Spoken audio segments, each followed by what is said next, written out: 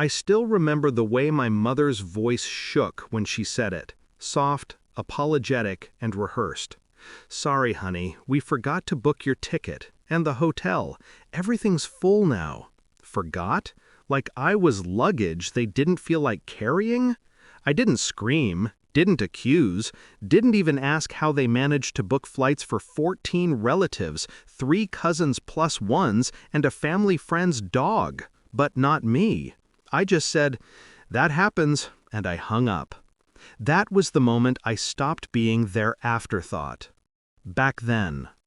People assume betrayal happens in a single moment. It doesn't. It builds, quietly, politely, like mold in a pretty house.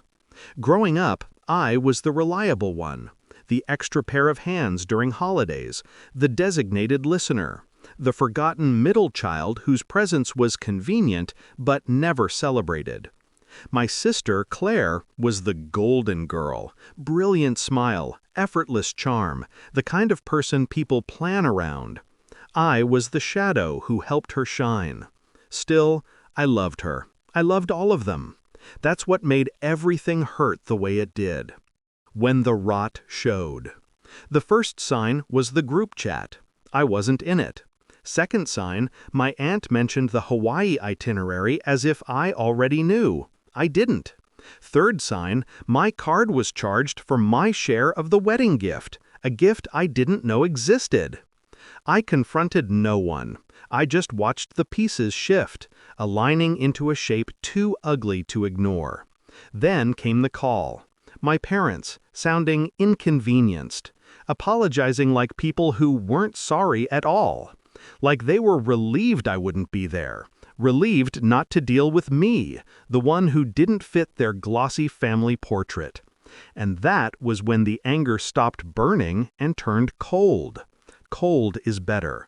Cold lets you think. The dark year begins. I vanished. Not dramatically, not with a goodbye post or a note taped to a door. I just became unavailable. New number, new address, new job, new city. I didn't block them. Silence hurts more when it's voluntary. While they posted wedding photos, sunsets, champagne, matching leis, I built something else entirely. A plan. The root of power is information. You learn a lot by watching people who assume you've disappeared for good. My father's business was failing quietly. My mother had taken on loans no one else knew about. Claire and her new husband were drowning in wedding debt.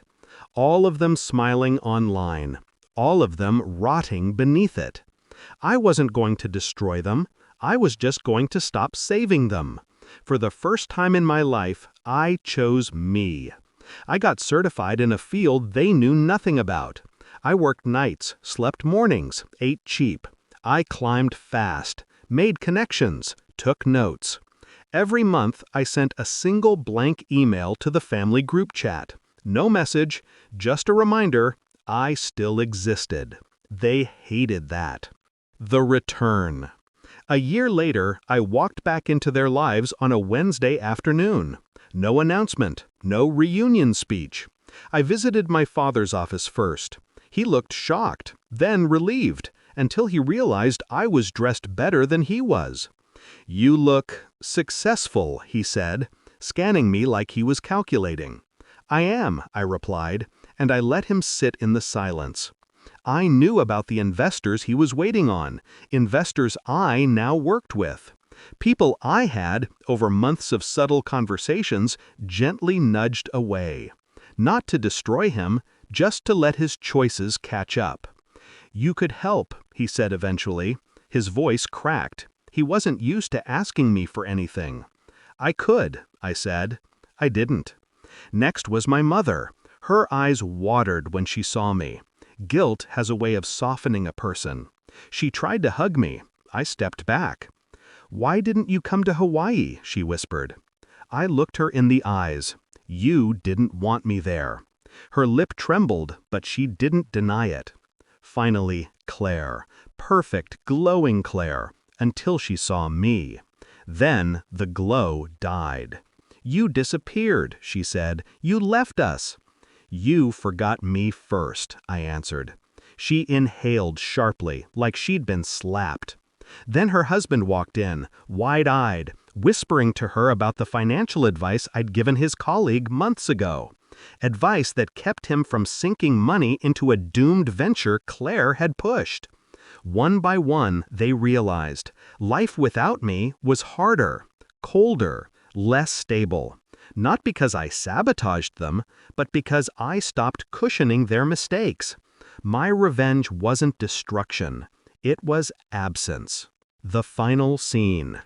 We ended up sitting around the old dining table, me on one side, all of them on the other, a tribunal masquerading as a family meeting. My father cleared his throat. "Can we fix this?" "No," I said softly. "Not because I'm angry, but because I've outgrown the version of me you depended on." They all looked smaller after that, like the illusion had finally cracked. I stood, pushed my chair back, looked at the people who once used my loyalty as a cushion.